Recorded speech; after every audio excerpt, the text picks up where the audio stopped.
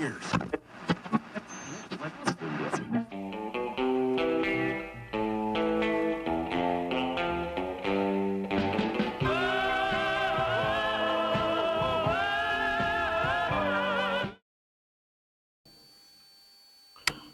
guys, so I've been working my way through this chassis for quite some time, double checking everything that I could double check, triple check, quadruple check, and I haven't made a whole lot of headway in the original screen that I showed you in the previous video with the horizontal line. It would appear to me the vertical oscillator is not working. However, I continue to go through everything just to make sure I'm not missing anything. I had some voltages. Most of my voltages are correct. The oscillator voltages are not, obviously. But anyway, so all I can do is check all components and make sure that they're within specification. I found a lot of stuff out of spec. I mean, like some 68 ohm resistors that were measuring like 199, stuff like that. I mean, if it was way out of tolerance, I definitely changed it. If it was like, yeah, 25, 30%, I changed it. Some of the stuff, even if it was 20%, I could get it within 1 or 2% by changing it, I changed it. Now, be it right or be it wrong, that's just my mindset, and I probably can't get past it. I told you guys before, I'm OCD with this sort of thing. The way I figure it, I think that there's something that happened to this set that like it was dropped at some point, and I think something is not, I think it's a component that's not right, that's like broke. And I found a couple things I thought were smoking guns, and they turned out not to be. Like I said, all I can do is just kind of go through. So I've gone through everything. The only thing that's left at this point for me to go through is basically the tuner, which is sitting over here. And the only reason I'm even going to go in here, I'm not planning on changing anything. I'll check stuff. If I see something so really obviously bad, then I'll change that. But I think it's going to be super tight in here to start with. And the main reason I'm getting in here, though, is I think the set's been dropped at some point in time, because this shaft, although you probably can't see it very well the way I'm holding it, is severely bent. It's bent enough that with the knob control on there, when I spin the knob control, it hits the hole in the housing. So it binds up. I got to get this thing straighter. And like I said, I don't know if you guys can see that, but it's, if I had to straight it or, you know, square, you'd probably be able to see that. Let me get something I can hold up to the chassis here straight, and you'll be able to see it better. So if we take this housing here, and I take this square edge on there and hold that square that, I think you guys can see that. It's quite an angle down. So if you take that and the fact that it goes circular, it swings around. I mean, you know, it goes like this number when it swings around. So I got to see if there's anything I can do with that. I don't want to break it off. Obviously, I don't have another tuner assembly, but I want to do like my intro on my channel says, if it ain't broke, I can make it worse. And if it is broke, I can make it even worse too. So I'm going to take the cover off this thing and see what we get.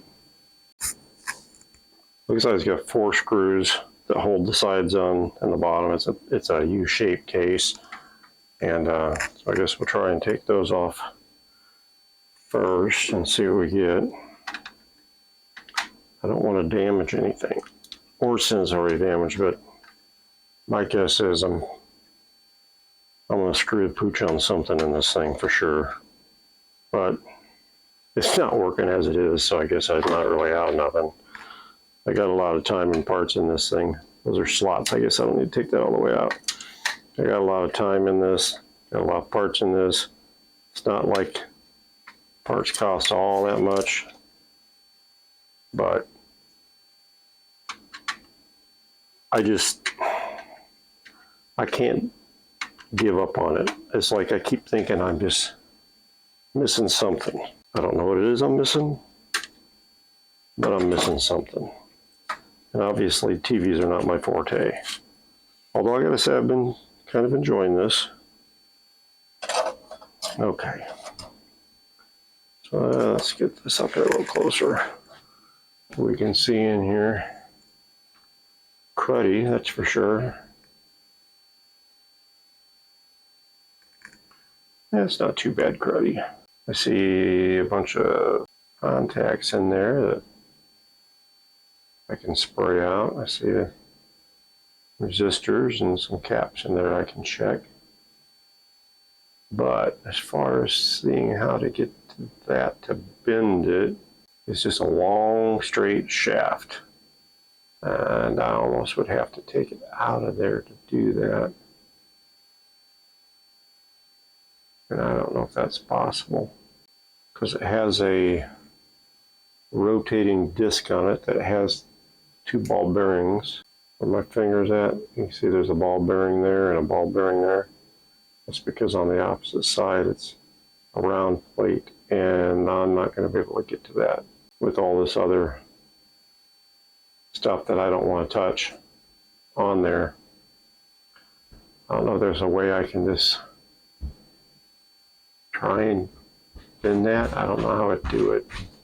The other thing is the fine tuning rotates perfectly fine on it and works actually really well. But I don't know. Let me look at it. Most I can do is break it. Alright guys, I got extremely lucky. I found a piece of pipe, piece of galvanized pipe that I could slide over that and very gingerly bent it. And it's not perfect, but it's so much better than it was. I didn't show you before what it was, but basically when you would rotate this entire part here was like swiveling around like this, to the point that the inner fine tuning portion was hitting the case, and it wouldn't turn. So now it's going pretty darn straight. I'm pretty happy with that. It's still off slightly this way, but up and down it's not. It's close enough. I don't want to mess with it no more because I don't want to break it. So that's a big plus. Also, I didn't see anything in this thing that I could do anything with. Everything's so tight in there. So all I'm going to do is pull that cover back off, go out with some electrical cleaner and clean the insides thoroughly, shoot those contacts off, deox it, rotate the heck out of it, and call it good, because there's nothing else I can do to it. Even I realize my limitations, and there's no way. Everything's so tight in there, I would screw everything up if I tried to do anything. I don't think there's anything bad in there enough to keep it from operating the way it's not operating for me. So there's no sense making it worse. That didn't break. I'm calling that a win. Okay, so I am in the process of getting ready to install this chassis back into the cabinet for hopefully the last time. Now, I've had this thing in and out of here probably, I don't know, 15 times in the last 3 months, because I've been going over this thing over and over and over again. I've gone through all of the work that I have done, bit by bit, resistor by resistor, cap by cap, wire by wire, comparing it to the schematic, comparing it to my notes, comparing it to my drawings, comparing it to my pictures, and I think I've got everything right. I can't make that oscillator work. The vertical oscillator does not want to work. However, I think I finally got it, but I'm not sure. But we're going to find out together once I get this thing back inside and I power it up. Up till now, I've been looking for a smoking gun of something that I did wrong. I do not have the electrical intelligence to be working on a TV. I can barely do a radio.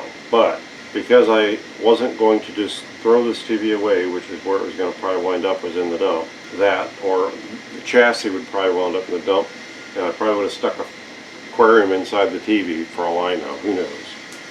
I wanted to give it the best shot, the best of my ability shot to work. And you guys haven't got a video out of me in 3 months, because probably over 3 months, because I would work on it for a couple of days and then I'd stop for a week because I wanted my brain to rest. I wanted to be able to come back new each time I would work on it. I wanted to reevaluate it again in case I was missing something. So it's taken this long, but I'm hopeful at this point that maybe the vertical oscillator will work. Do I expect to get this thing to work like a Bob Anderson does? I don't even have a way to feed a video signal into it right now. So I won't know if it actually will ever work. But I wanted to be able, at least be able to turn the TV on, get sound, get a full screen appearance of something going on, whether it's snow or whatever else it is, but be able to do that without creating smoke or, you know, burning something up. So that's kind of where we're at, and so I'm getting ready to do this, and we'll see what we get. If you hear anything in the background, it's my printer printing. Like that. It just finished a print. So anyhow, let me see if I can get this thing pushed in here. Let me get another light on in here so we're not in the dark. Okay, so gotta unplug this power cord. I've got to remove the high voltage wire from this glass bottle I've been keeping it in for when I'd power up, so I didn't electrocute myself or anything else. I've got things propping it so that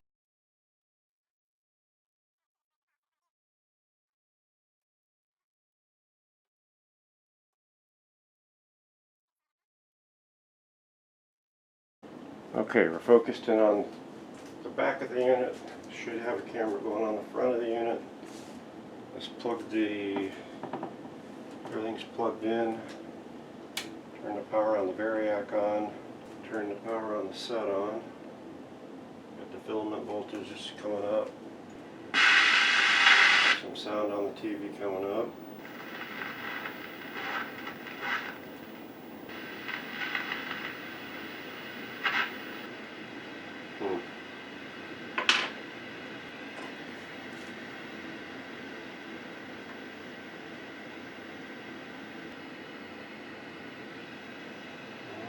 Looks like I still got nothing.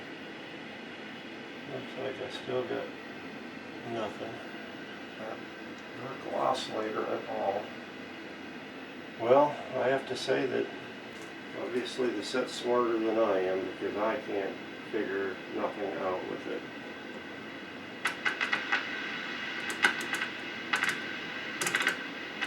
A vertical oscillator, but it takes somebody smarter than me to figure this one out. Yeah. Sorry guys, I was hoping that this one was going to be it. I was pretty convinced that I found the smoking gun, but apparently not. So I think for now that's going to be doing it for this one and for this project. And I can't get it any further than what it is. I'll probably go ahead and crimp the cabin a little bit, and since I've got a pile of parts and money into it, that let her go. Let her go. It's got to know his limitations, and obviously I've met mine. So I've been working on this cabinet, and I've got it cleaned up pretty good. I got the back straightened out. It was broken off on both corners, and I got that back together again. It was broken off. This one was the worst break right through here, and this one was cracked. That one was broken off. I got that kind of ironed out. I shot it with some clear coat. I was going to do brown, but I figured no, I'll just shoot it with some clear coat. Unfortunately, it was very hot and humid yesterday when I did it, and it frosted over, I guess you'd call it. So I'm hoping when I say I'm going to sand it and reshoot it in a day or two when it's not as humid and as hot. And I got new screws in. So then I started working on the bottom, and I don't remember if you guys remember this or not, but one of the feet was missing a big chunk. This one was missing a big chunk out of it, and there's some damage under here, so I fixed the damage with some wood putty. And then another one of the feet was missing a chunk on it, not as big a chunk, but a chunk. And I was searching around for wood, and I couldn't find anything the right thickness, so I was like, what am I thinking? I'll just print one. Print two. So I printed two. So this is them. Exact same dimensions. And exactly the angles on the sides. I got all that angled out. Perfect for it. And I put a couple screw holes, because that's what these had in them, was a couple screw holes. Now what I'm going to do different is they had some sort of a nailed on foot that went in there. I'm just going to glue on some felt feet, because they'll slide easier. But these will go on here. So I did these in black. I'm going to go ahead and take liberty and paint the existing ones black. I'm going to get me some staining. I'm going to stain the bottom of this thing and stain the edges of around this. And I think it's going to turn out really good. I did the top and the sides and the front, as well, as far as touching up all the scratches and dings and nicks and all that. And actually, you know, it's not perfect, but it's also, what, it's about 75 years old. So although I didn't get it to work properly, I did get it so that I can plug it in, leave it on, nothing's heating up, nothing's being a problem. If I want to, it warms up, I got sound coming through, and I get, you know, a bar on the screen that's not right and it's wrong. Obviously there's a problem with the set that I can't figure out. But I can still have it sitting in the house in a nice place, and it's going to look good, and I want to flip it on and show people, yeah, it sort of works. I can do that. But I'm not a Bob Anderson or a Shango, so it's not like I can do these things. I know my limitations, and I wasn't even going to try it, but I decided to give it a shot, and I did the best I could, and it is what it is. Okay guys, here it is, the bottom. I got some hard restore finish on the bottom here, so it's not quite as dried out as it was. And obviously the feet are all on there and all done. So let me get this thing up on upright, and we'll get the chassis inside and see what that looks like. Alright, there it is guys. I got the chassis installed, and figured I'd give you a final shot of the inside here before I put the rear cover on. Let me zoom in a little bit here. Got some light, so hopefully you can see. But yeah, everything looks good. It's too bad it doesn't work the way it should, but it is what it is. It's the best I can do. Alright, I'll get the rear cover on and we'll take a look at that.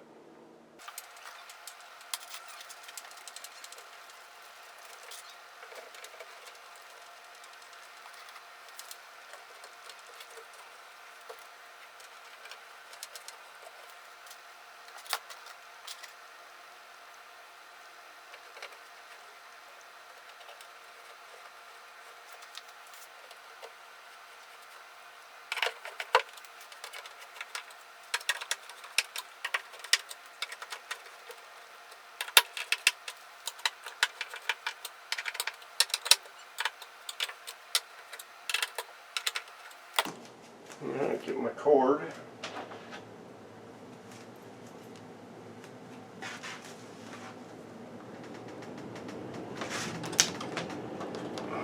That's it.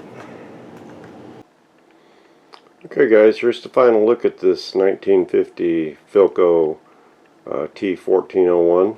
It's as done as I'm going to get it, and I'm pretty happy with it.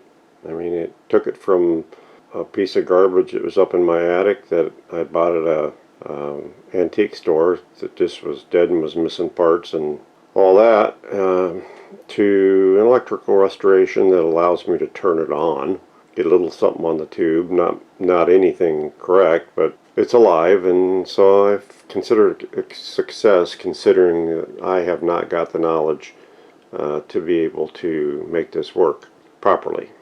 And I think it's got something wrong with it I can't figure out, but it is what it is. So let's take a closer look at it. I think the cabinet turned out really nice. I got lighting on it to hopefully show things better, because my workshop's a very bright workshop to start with. So there's the back. You can't see much of the back, but here's the side. Everything cleaned up pretty nice, touched up all the damage, worked way around the front. It's just not perfect, but it's pretty good. I'm pretty happy with it. All my 3D printed knobs I think turned out really nice. About as close to the original as I can make it. considering I created the things. The original on-off knob, this is it. I painted the black portion, well, the brown portion, because it was brown. I painted it black to match the black of the other knobs, and as you can see, they all work individually the way they should. No problem. That all works perfect. On-off switch works perfect. Screen looks good. Work our way over to this side.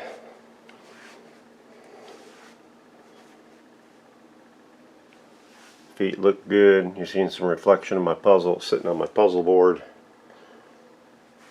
Top. Like I said, it's not perfect.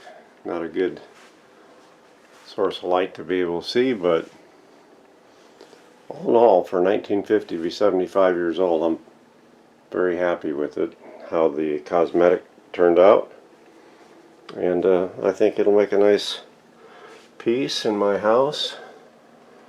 All the writing is nice on it still, and yeah, I think it turned out pretty nice. I'm happy with it. We'll just turn it on and give you guys a quick reminder of the way it looks and sounds with it on. I'll get you on a tripod.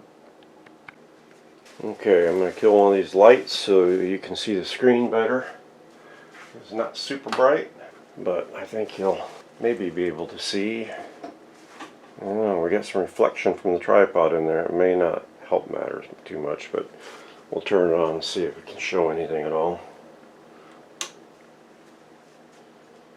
Once the tubes come on, there we go. There's the volume.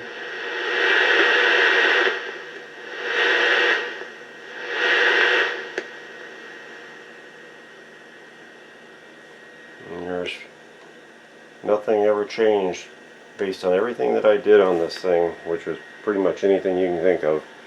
That's the best we could get. So, I mean, at least it ain't burning up. I can turn it on and off and demonstrate that it comes on. You'll never get a picture, obviously, because it's not right, but all in all, I'm happy.